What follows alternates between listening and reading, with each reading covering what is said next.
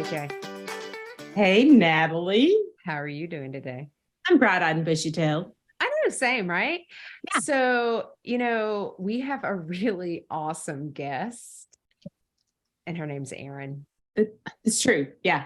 I mean, it's nice for you to say that, when she's here already, you're like, oh, she's awesome. She's awesome. It's like if we didn't have Erin on the show, we were like, we'll let her in a second. Let's talk about her first. And we're like, no, let's just talk about her to her face. This will be fun. Hey, it could have been worse. I would have been really awkward if you didn't say that. I know, right? We've got Erin here today, and everybody's all like crickets. And she's awful. Yeah, she sucks. And so but let's do a podcast with her anyway. So, is it Erin? Is it Gaylean? Gaylean. Natalie, Like you totally stallion. butchered that. Yeah, you butchered that now. I don't know. I'm from Tennessee. I said it the way it's spelled. Gaylean. You and everybody else. Sorry, Erin. Oh, I like that. I Yeah, didn't sorry, know. Well, there wasn't like that's dots okay. and things. Anyway, now we're just goofing off. Okay. Today, I am Focus. so excited to have Erin here with us today. Yes. Because Yes. she has quite the story, and I am so excited for people to get to hear about her caregiver journey. And she has like the most unique name. So I'm going to let you tell folks about Erin because she's just really cool. She is cool. I'm going to throw it out there. I get to say it first. Erin is a badass. Yes, she is. I'm the one that happens doesn't to also be an advocate. Yeah, so she is.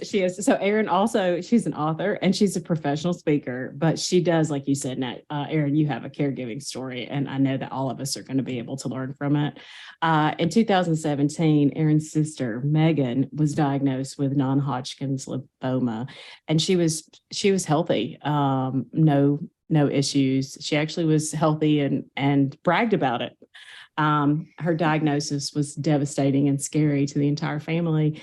And one of the reasons for that, though, was that Erin's dad, he had been diagnosed. They had gone through that experience just 10 years prior, and they had lost him. Megan, her diagnosis, she was curable, but complications from that, Megan lost her fight with those diseases 13 months later. But Erin took that. And like I said, she's badass. And she published, we say that because Erin, your books and just your whole mission, your book is titled Badass Advocates. JJ just wants to cuss. I Erin. just want to say it because that? I know she keeps saying it. I never swear. So this is the reason. Yeah. I can put it in quotes. I'm not going to say it again. Don't keep saying becoming the champion your loved ones deserve. And you share that story. And more importantly, you teach family caregivers how to lead that charge.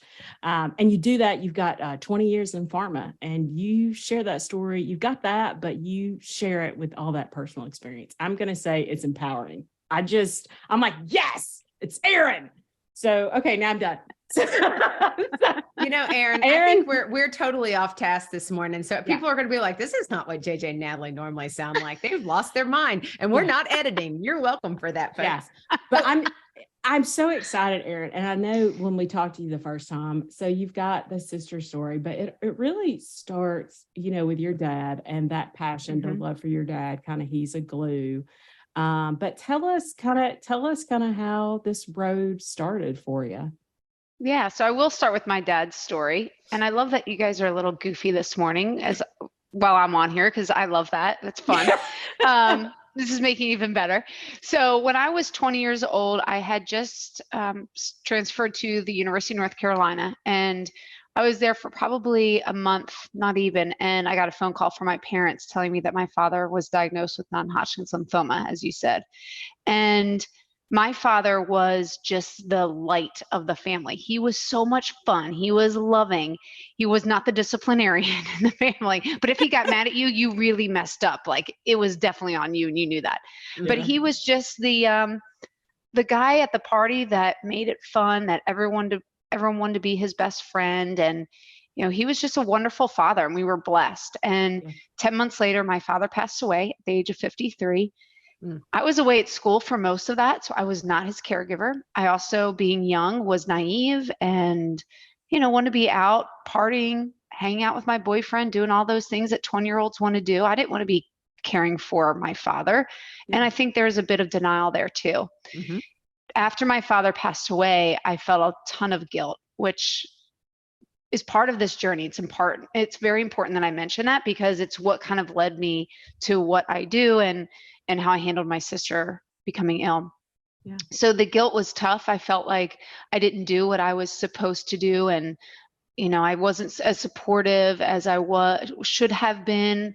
And I just finished reading the book, The Power of Regret by Daniel Pink. And he talks about that regret, which I had many with my father, is not a bad thing, because you can learn from it and do better the next time in some cases. And I wish my sister didn't get sick just so I could, work through my regret. But that is what ended up happening 20 years later. So my sister Megan and I were best friends growing up. She was the coolest older sister. She was 6 years older.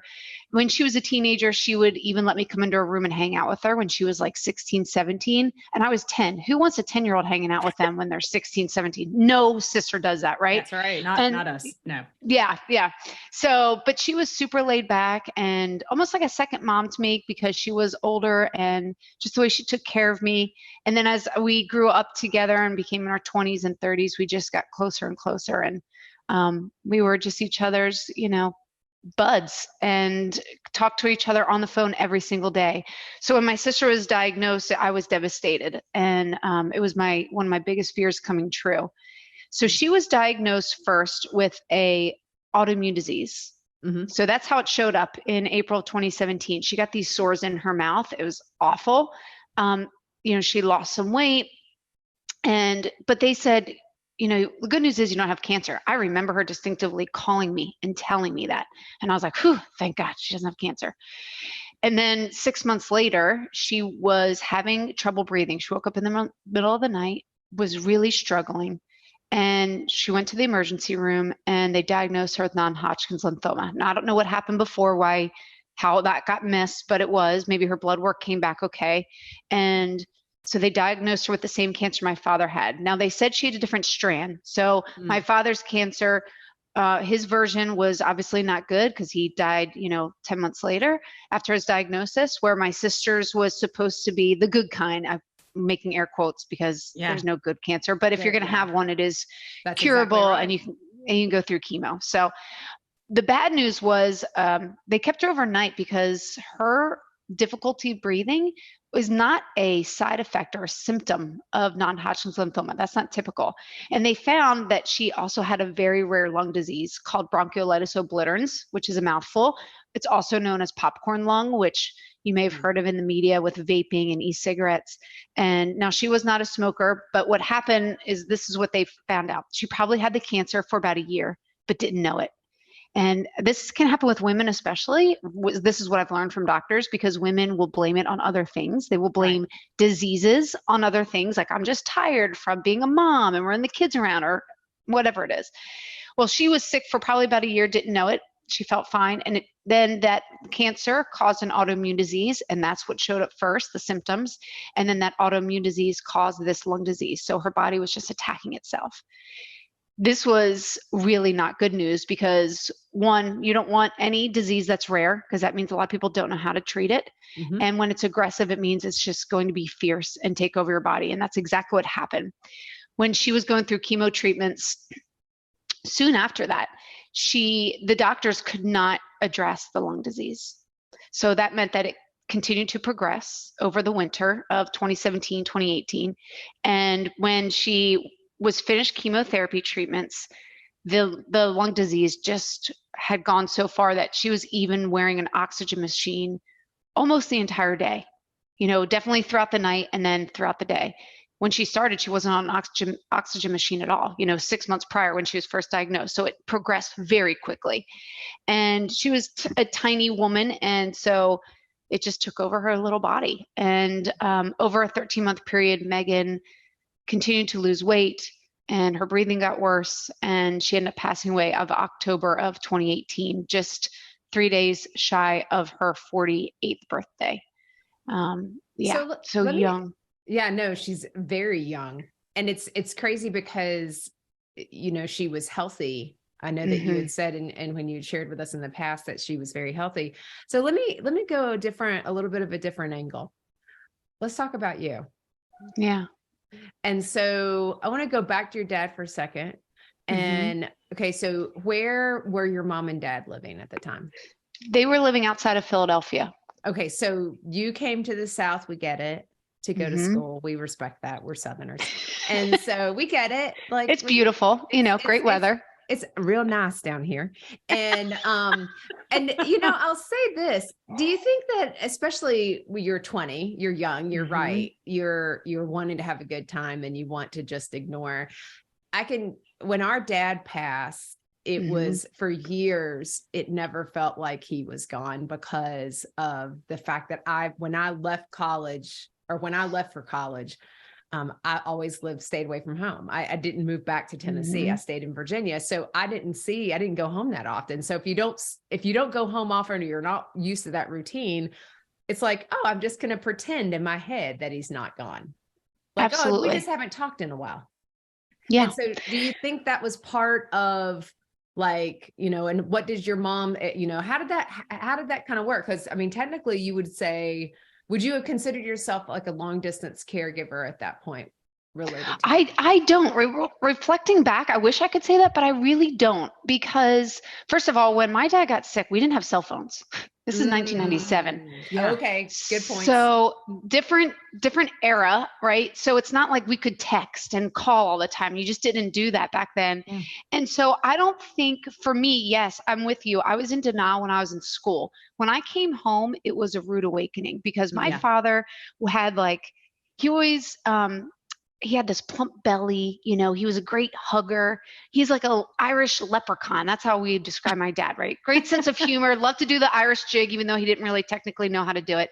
Just a fun time. And so when I came home, he went from this man who gave the best hugs to being like frail. Yeah. And thin. And I never knew my dad as frail and thin in my whole life. So that was a rude awakening, walking in the door and seeing that. And then he died in the summer. So I was there for it. And thankfully, I'm grateful for that I was there. And so I don't feel like I really played a caregiving part. I felt like I was there as a teenager, really. I mean, I was 20, but you're not far from being a teenager. That's the moment you feel like a child, if you think about it. Like, all the adults are around me and they're making all the decisions, and I'm just going to stand back here on the peripheral and you just tell me what to do. Like, go buy milk. Done. Yes. Go exactly run right. to the store. Done. You're exactly right. That's how I felt.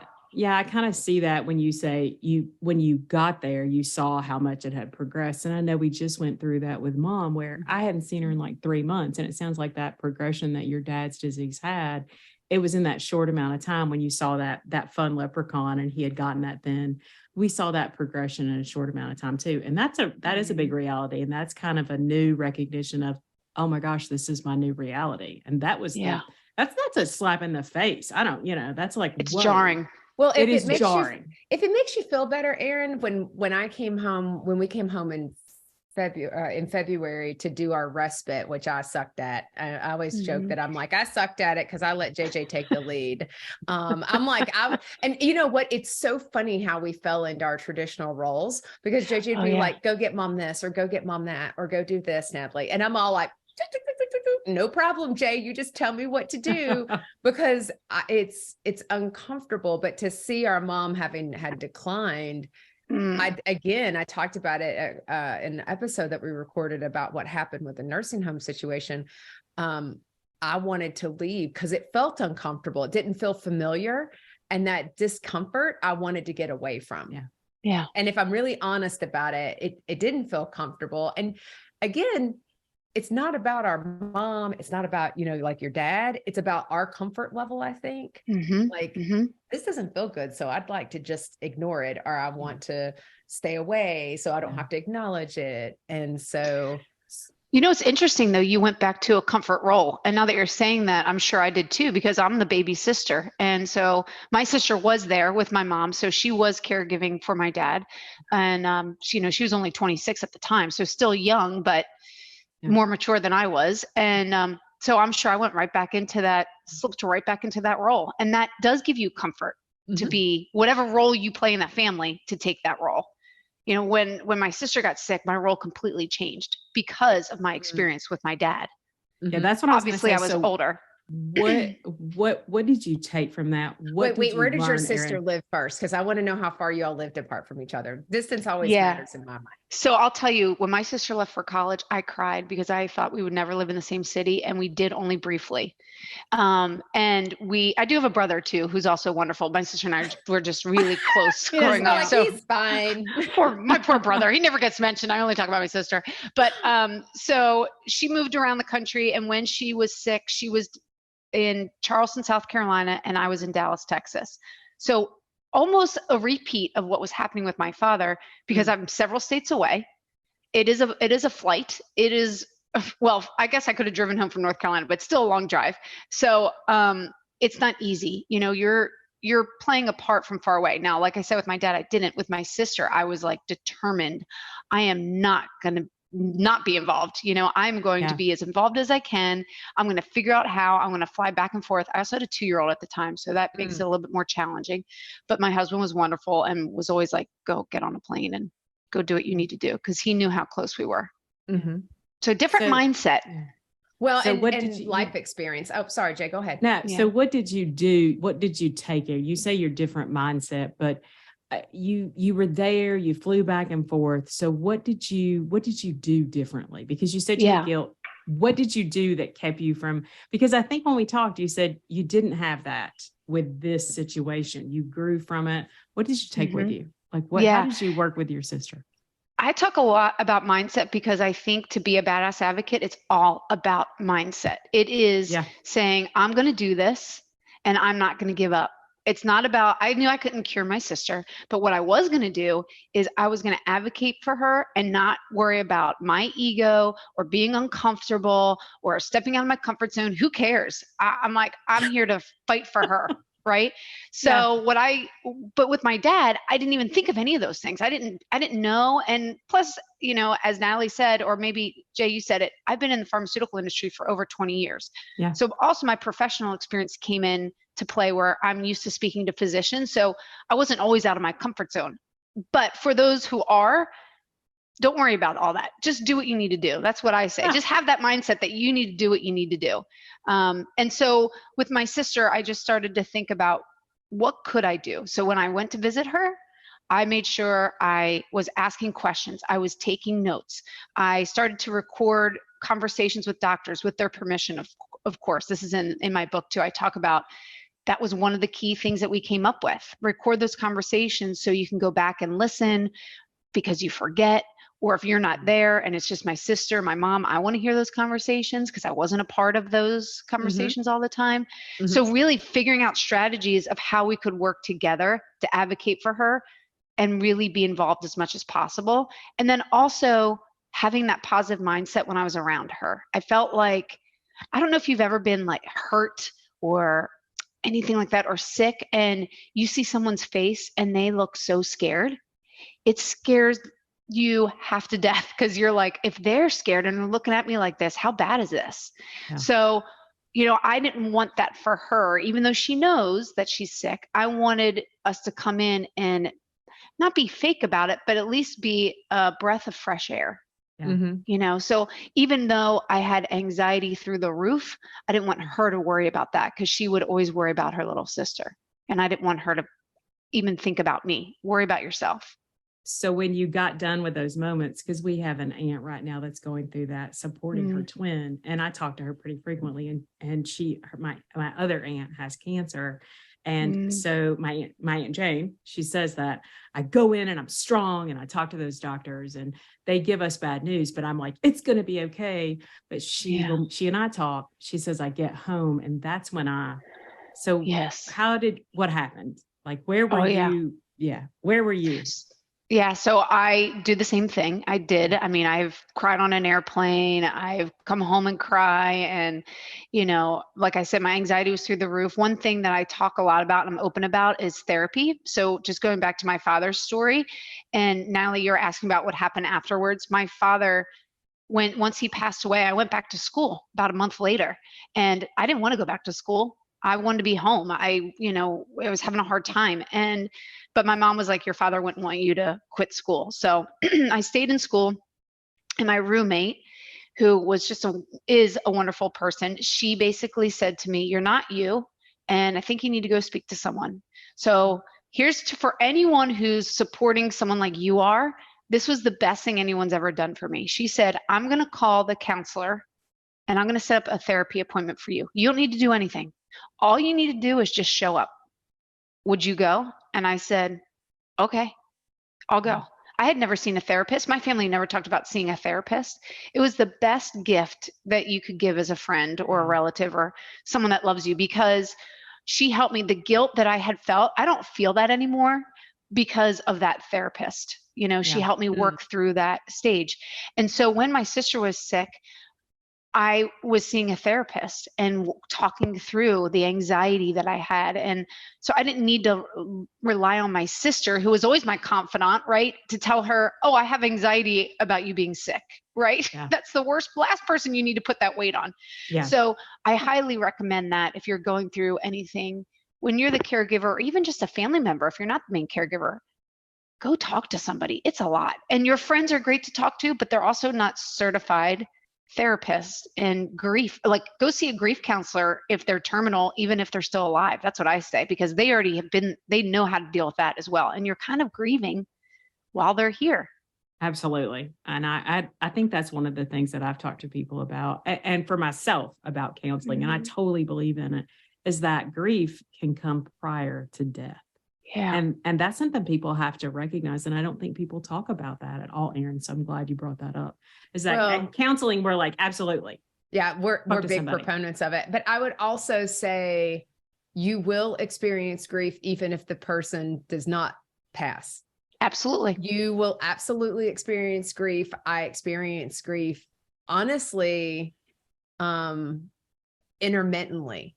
And so I experienced grief last year when we came back from after Jason finished treatment. And then a couple of weeks ago, felt like I had gone through this, experiencing grief and talking with my husband about it, just because of seeing our mom and the finality of where she's going to be. Because we don't think, like, I'm in my house right now, for example, and I don't think this is the last place I'm going to live. Like, nobody looks at their house as the last place they're going to live, which every day could be the last day you live. We don't know. Right.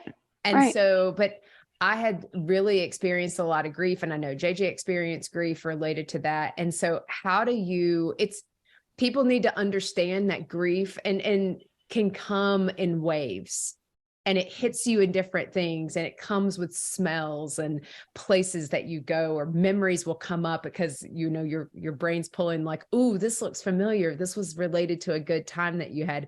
And you feel this overwhelm of like, oh, I remember that. And so it's really, how are you going to deal with that? And do you absorb that and you take it as a positive thing and you're able to sit back and smile, or is it going to derail you? And that's where I think it's so important to have skills. To yes. Agreed. And, you're grieving the life you used to have with that person. Absolutely. Absolutely. So for my sister, going from this, we talked about her being healthy, but we didn't dive into it. She was a former Division I athlete. She really was a pillar in bringing lacrosse to the South. I know multiple people did, but lacrosse was her sport. And so she was one of the pioneers, and she influenced hundreds of young women and girls. I mean, her funeral, there were so many athletes that showed up to honor my sister. Yeah. There's things she did I didn't even know, because she never bragged about it, Yeah. So she was just influential in that way. And so what a loss of being this amazing coach, athlete, and fun-loving friend too, to not being able to walk to the bathroom without an oxygen machine or some help. Yeah. You know what I mean? And so I was grieving who was my best friend that now, and I was so sad for her, just seeing her pain. They would talk about her lung disease, was like, the doctor, I'll never forget, said, imagine that you're you're breathing out of a straw. She said, but not a regular straw, a coffee straw. Right. That's what it's like for your sister to breathe. And so what a change of life. And that's just one example of a disease and what that can do for your mom and for others that are listening. It's different things, maybe they can't walk anymore, or, maybe they're depressed. And so seeing those things, seeing those changes, you do grieve the person that you knew and loved, and maybe they'll come back, but you never know. Every situation's different. When it comes to grief, I think the best thing I can say, and whether that person's alive or not, is gratitude. And I know we all hear about this, but it has been life-changing for me. It was something I never did. And I write it every day in my planner. So I write, what I'm going to do for the day. And then it's just perfect. So I'm taking notes anyway. And I write what I'm thankful for. And it doesn't have to be anything profound. It takes me all of 3 seconds to write it down. It could be anything. It could be, my cute little dog laying there that I'm thankful that she's just laying there and she makes me happy, and so I think if you can find something positive when you're going through something so awful and sad and difficult, that you can see that life isn't all bad, even at the worst of times. And that really changed for me. That was a game changer. I feel like something so simple. And it is, because it's journaling is also something that's really good to be able to put your thoughts down. And I think a lot of people will be like, oh, that seems kind of silly, or that seems whatever. Right. Okay. Write down. I'm grateful for air. Well, you should be grateful for air, because some people don't have good air quality. And so, but I mean, I think it's really thinking about it. And I think even you might catch yourself in the middle of the day thinking, man, I am so happy that it's sunny today and I can go and feel the warmth on my face. That's that energizes you. So let me ask you this. I mean, you wrote Badass Advocate, you decided, so you're in pharmaceutical sales, and so did you do this? Cause I don't know the answer. Did you start the advocate side of your life before your sister got sick, during, or after? Good question. So I started it when my sister was sick, not writing the book, but just advocating for her and navigating. Because remember, I didn't do it with my dad. So this was still first for me. Yes, I learned things and what I didn't do, but then there's a lot, because I wasn't doing anything. I had to figure things out. And so I would, along with my family, and I'm very close with my family, we would figure things out together. I also would notice that, maybe my mom and my sister would go to the doctor, and then my mom, we always tease my mom, she's not a nosy person, so she's the worst at asking questions. We're always like, did you ask this? And she's like, I didn't think of that, And I use her as an example because some of us are not good at asking questions. I never was until I got into sales, and I learned the skill. It is a skill. But then, I'm married to a man who is the best question asker. It gets on my nerves. He asks so many questions. So, you can have someone who's great at it, and you can have someone who's just not good at that. So figuring out what skills you need and pulling people in to do those things, to advocate, is so important. So I would then say, okay, Mom, here's some questions to ask. So that's when we started working together using text message to say, when you go in and see the pulmonologist today with Megan, can you ask these 5 questions? So it kind of evolved over time. And then when I wrote the book, I was like, people should intentionally do that. Come together as a support team, because we eventually got there, but it took us a little time to get there. Come together. Everyone has different personalities, different thought processes. Have your text message chain with your family or whoever's part of that core support team, and come up with a list of questions. And then if you're the person that's going, like if I was the person go with my sister, I go through all those questions the day of or the day before. Let's say there's 20 questions that came in from our support team. Go through them and then make sure there's no repeats. Are there any follow-ups now that you're reading through them and going, oh, okay, that's a good question, but if he says this or she says this, what's the follow-up question to that? You are so prepared going in there. And then I say rank them. What are the most important questions you need answered? So if you get limited time, which we know this happens, sometimes physicians will get cut off because maybe there's an emergency, or the nurse comes in and interrupts, or maybe your patient, your loved one, sees a doctor who is very quick. They don't sit down for 30 minutes. We all have those too. Rank them from most important to least important. I need at least these 3 to 5 questions to be answered today. These last 5 would be awesome, but if we don't get there, I'm not going to be upset. At least I got these top ones answered. And then when you go in, tell the doctor, I have 10 questions I need answered today. So I would like to get through these. If you can give this is a sales technique, by the way, if you can give that doctor the warning, for lack of a better word, like I have 10 questions coming at you, then he or she knows in the back of their mind, okay, I got it. I know that there's a limited amount of time. If you just start rattling off questions, sometimes, and we've all been there, sometimes you get a little panicky. How long is this going on? I've got to go. I have another patient I need to see. Yeah. But if you give them 10 or whatever it is, they know, okay, all right, we're coming to 9. We're coming to 10. Okay, I know that we're coming to an end here. It's not going to last all day. Right. No, so, I totally agree. I think that's important. Go ahead, Jay. You mentioned a couple of times there, Erin, that you had a support team. And I'm just curious, because everybody needs that. And we do the text stream and things like that. Tell me kind of a little bit about your support team, because I feel like that's important. If you touch that, if you touch on that on bad, on your book, I will not say the word. Badass advocate. It's all right. I have a dirty mouth, so that's okay. I don't mind saying. Well, Natalie limits me on the way I can say it. I love that. It's hilarious. So bossy, Natalie.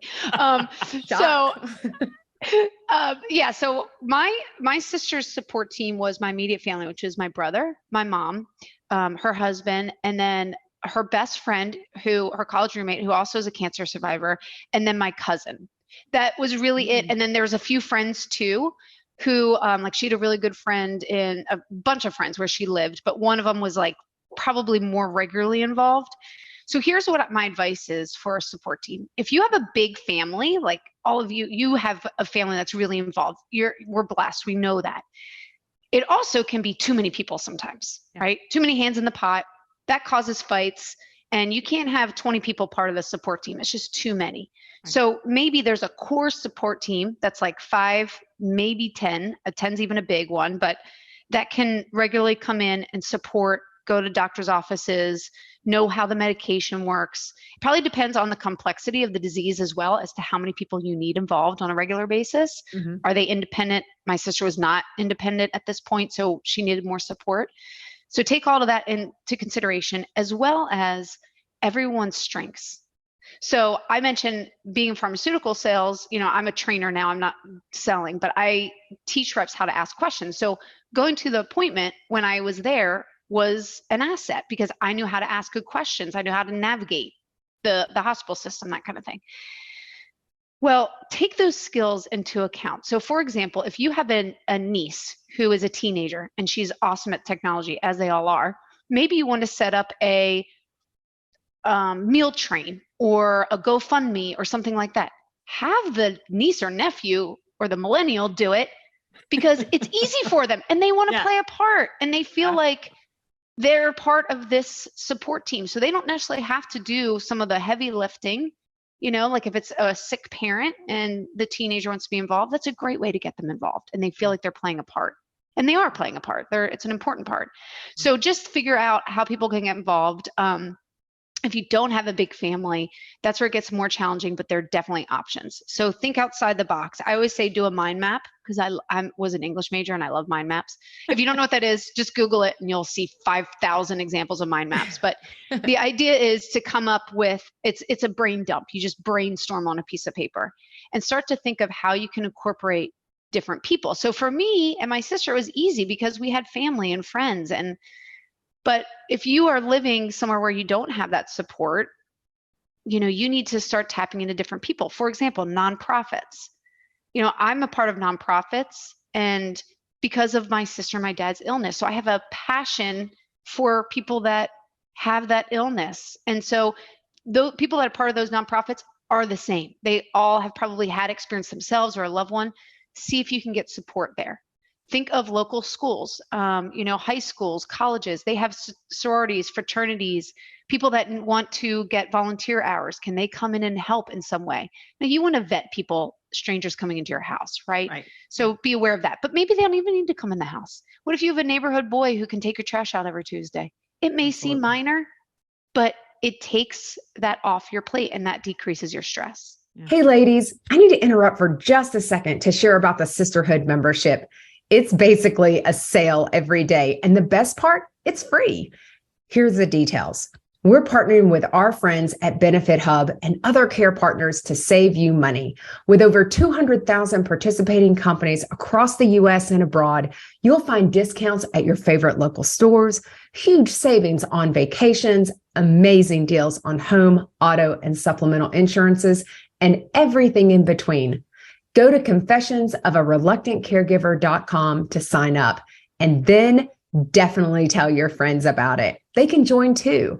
Trust me, there's a discount for everyone. And don't forget, it's free. Okay, back to confessing. Yeah.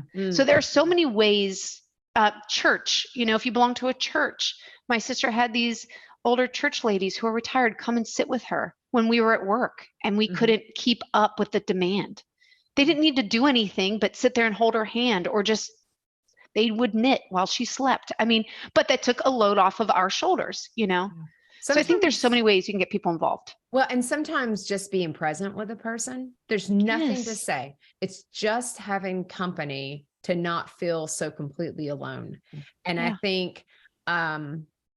think that's the case for caregivers though, too, because there are times when there are times when you want to be alone. And then when you are alone, the loneliness feels so heavy. You're like, oh, I need to go do something. And so I think whether it's with the person that you're caring for, because you're right, I love the more details into a support team, because you're right about, like, there's a lot of folks who are going to be solo agers. And so I think about myself and my husband. We don't have children. We will be solo agers. And so we're just trying to find as many young people, friends with children that we can maybe bribe them with wills and so forth. But really, we're like, okay, who will take care of us when we're older? And so we have to plan for that now. How will we advocate for ourselves as we get older? And so I think, the strategies that you're talking about are non-traditional strategies that when you say them out loud, people are like, oh yeah, that makes sense. I didn't think about that. I didn't think about schools though. I didn't think about the nonprofit necessarily. And I will say this, just so that folks have the resource, 211 is the non-emergency national number for to reach human services. So if you have needs from a human service standpoint, you can dial 211 and you can find a nonprofit, and it's related to anything, but it's the non-emergency number to reach human service professionals. So there's your PSA for today as well. I love that. I love that. So, yeah. And so I think, oh, that's so exciting. Okay. So, I think Erin's given us so much good I know. stuff. So, and in your book, in all of your training and everything, I know there are a lot of great steps that you teach people. And so I want to make sure, I'm like, oh, there's a whole training session that we could do for Erin. I know. Let me think of one. Something that I talk about is asking good questions. We can talk about that. So this is something that I think is hard for, like I said, for some people. So I talked about organizing your questions, from most important to least important.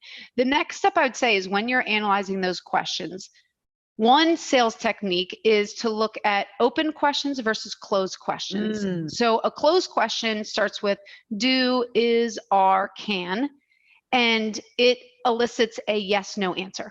Now, if you're chatty, like the three of us, you may talk more, but the average human will probably just answer with a yes or no. And a lot of doctors, the way that their minds work, they are very, analytical, and they will take your question literally the way it is, not all of them, but some of them, and just give you a yes, no answer. A good way to get them to talk more is to take those questions and turn them into open-ended questions. Of course. So open-ended questions are what, how, who, when, where. So I give this example. We had my mother-in-law living with us about a year ago. And so I was able to use my own strategies after my sister passed, which was kind of cool because, I didn't write the book till after she passed away. And some of the strategies got better because I was able to sit and reflect, right? So I was like, oh, okay, this is even a better way. I'm just going to give people advice of a better way to do this than we did it. Hopefully you can be a better badass advocate than I ever was. So that's the goal. And so with my mother-in-law, my husband and his siblings, we had a a text message group, came up with a list of questions. We did that whole thing. And then we'd switch them. So instead of saying, can she go for a walk today? Or can she walk? Because she had heart surgery. You could say, what kind of exercise is best for her? So a big difference. I have locked that doctor into walking. I have made the decision unintentionally that walking is what's best for my mother-in-law. That might not be the case.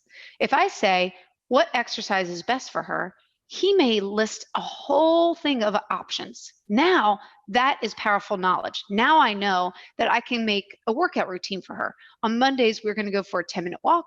On Tuesdays, you're going to use the stationary bike, whatever it is. Yeah. So if you can switch those questions, it won't always work. Sometimes you need to ask a closed-ended question. They're not bad questions. Sometimes you use them for clarifying, and that's fine, or confirming what you heard. But switch them when you can for a doctor's meeting or appointment. Yeah. Yeah. I think that's fantastic advice. And I'm going to tell you, I know that your book has even more juicy nuggets in it. So we're going to make sure that the link is in the show notes to make sure people have access to it and can get it. But what we didn't mention to Erin before we started is what time it is, Jay. That's true. Do you know what time it is, Jay? Yes. It is time for sister questions. Yeah, my sister question's a little serious though. So I'm going to ask my sister question because it's a personal question. Oh, so, but here it is. I like this. So knowing how I felt over the years and then knowing kind of into the future, how I would feel if something happened to my sisters, there's a part of me that kind of knows there would be anger. Like I would be angry. So have you dealt, because I know there are a lot of people we talk to that's one of their first emotions is, why did this happen to me? Do you have any anger about that? How did you has that ever been an issue for you? Yes. It is not anymore, I'm happy to say, but yes. So my sister died in 2018 and I got off social media for a while. When she was sick, I got off because I was angry then. Maybe not angry when she was sick, anxiety, and then also really hard. I'm friends with some sisters on social media, people that I know personally who I love, but seeing their trips together or talking about how wonderful their sister is, that was really hard for me. And then when Megan died, yes, I was angry. I was angry that now not only had I lost my father, but I lost my sister. My family of 5 is now 3. When you lose your sibling, something that I learned, it changes your way in the world, which is not something I expected because I was always the baby sister. I always had an older sister. I still do, but she's not there. So she kind of led the way a lot, even as an adult. I didn't even realize she did.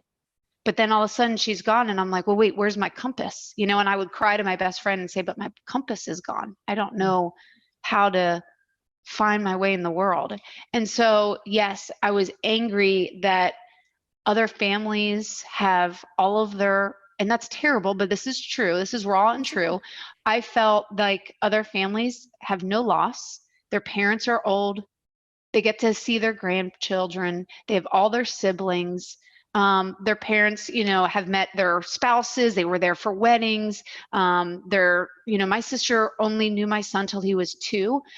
All of us 3 kids didn't have kids till we were older in life. So we missed that whole thing of she doesn't know him now. And there's a lot of anger. I'm angry for her girls.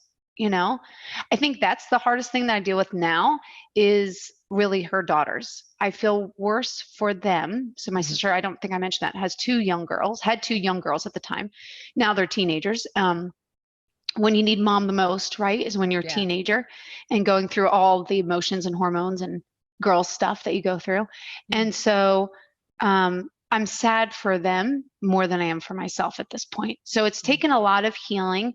Writing the book, yes, helped because I'm so grateful I wrote it when I did. I started writing a few months after Megan passed away. I wouldn't remember probably half of what I wrote in that book if I had let time pass. Yeah. And so that was part of the healing. And then I did go to grief counseling, which I'd never done that in a group. And I would say that was wonderful, different experience. I'd always done one-on-one therapy, but just to hear other people and be able to relate to other people's grief and that I wasn't alone in that, that was amazing. And so all of this, and then I have I have some wonderful girlfriends. And my one best friend, even now, if I have a day where I get sad and I'll still say, I can't believe that Megan's gone. I still can't believe that my sister's gone. Yeah. So kind of like Natalie, you're talking about being away and when your dad was sick and when he passed away, you're kind of in denial. I went through that too, because my sister lived so far away. And now we had talked every day up until when she really got sick, and talking was exhausting to her. So there was a long period of time, probably like a year, where I felt like she was still alive and I just couldn't talk to her. Yeah. You know, and then it would hit me like an hour into the day, and then I would get sick to my stomach and have anxiety and all that. So I have thankfully gotten past that, but I do like to share it because people will go through it. And I have a lot of empathy for when people lose a loved one, because it's so painful. Yeah. And I almost had what's that called? An empath. Like I get sucked into news and all that. Yeah. Yes. I get sucked into these things and I get really sad. My husband's like, you've got to stop watching the news. You get too involved in your mind, you know, because I have felt that pain that people go through. And this was my person, you know. Yeah. But it's okay. And I think that's so important for people to understand, because so many people have guilt about it. But it is okay to have those feelings of, wow, you know, why did this you got to work through it. But why is my dad passed? And he was so young, same situation with us. Why does my mom have Parkinson's? I'm losing part of her life. And so I think people really, that's a confession in itself, that it's okay. It's not that it's okay, even it's normal. And it's normal. You have to normalize that. It's just part of it. It's part of the grieving process. And it is okay that you feel that. And I do want to say to anyone who's maybe going through that or is, you know, about to go through that, you will get through it. It'll get better, but you also have to do the work. It's just not going to happen to get better. You can be angry your whole life.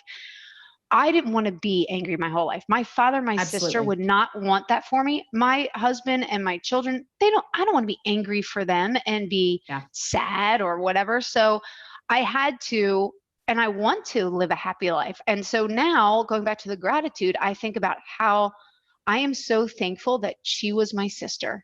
Absolutely. And even though I was robbed of 50 years with her, because I thought we'd be old ladies together, I am thankful that I was able just to call her my sister and my best friend. Absolutely. Like, I'm so grateful for that, because some people have crappy siblings, let's be honest, you know, and that's the truth.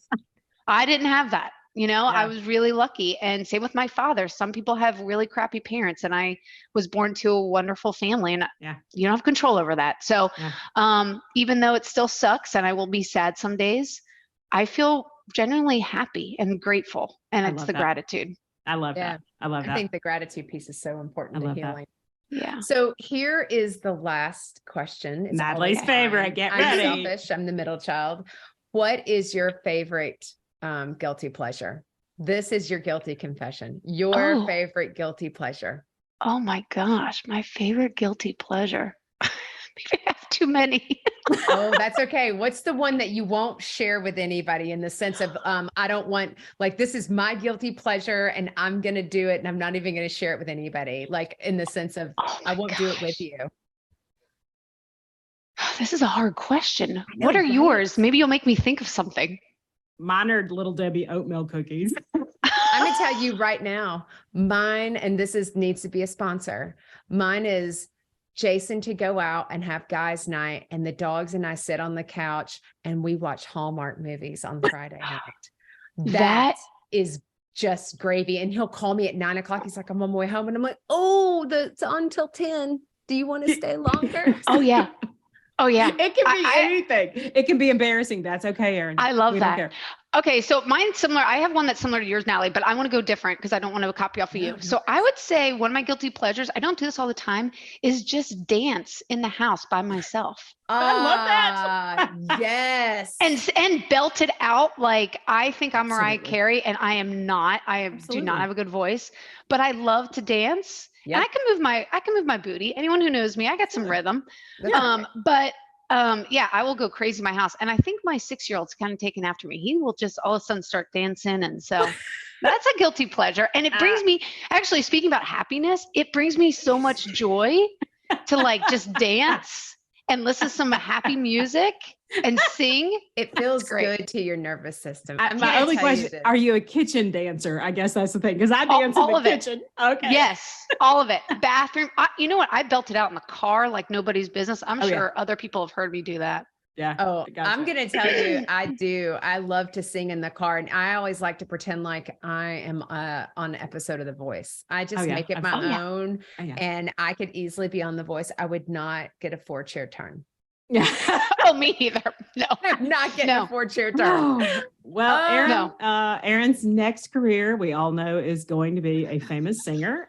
She'll be doing duets in Las Vegas with Mariah Carey and Celine Dion. Oh, and I may be their backup dancer. On our next show, Erin, you will be singing. So we cannot tell you how much we have enjoyed having you this morning. Thank you so much. Thank you. This is so much fun. Thank you for having me. I love talking to sisters. It's great. Sisters are the best. Well, honorary sister. We have so many honorary sisters at this point. We're just like, you're part of the family. You're wrong. You should be a part of our family. Just you wait. I'll come over and dance at your parties, Thanksgiving, fantastic. Whatever. We welcome it. So guys, thanks so much for listening in. Until the next time, the next confession that you hear. Thanks so much for being with us. Thanks.